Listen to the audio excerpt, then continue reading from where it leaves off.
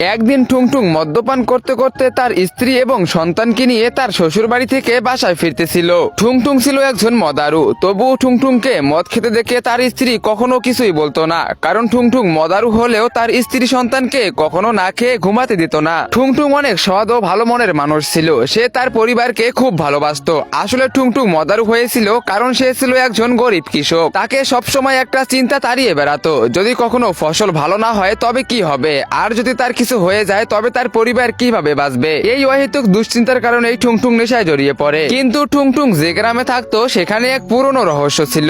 গ্রামের বাইরে একটি পুরনো হাবিলি ছিল এবং সেই বাড়ির ভিতরে রাখা ছিল এক বিশাল আয়না, যার ভিতরে কেবলমাত্র খুটখুটে অন্ধকার। গ্রামের লোকে বলতো সেই আয়না চেহারা নয়, বরং মানুষের উদ্দেশ্য দেখে এবং তার ভবিষ্যৎ দেখায়। কথিত আছে বহু বছর আগে এক ব্যক্তি যখন সেই আয়নার কাছে গিয়েছিল, আয়নাটি তাকে নিজের ভিতরে টেনে নিয়ে গেছিল। সেই থেকে বছরের পর বছর ধরে কেউ ওই বাড়িতে ঢোকার বা আয়নাতে উকি দেওয়ার মতো সাহস করতে পারেনি। কিন্তু একদিন টুংটুং সেই পুরনো হাবিলির পাশ দিয়ে নিজের ক্ষেতের দিকে যাইতেছিল। হঠাৎ তার নজর পড়ে ওই পুরনো বাড়িটির উপর। সে ভাবতে লাগলো, যদি এই হাবিলির ভিতরে থাকা আয়নাটি মানুষের ভবিষ্যতে দেখায় তবে লোকে একে এত ভয় পায় কেন।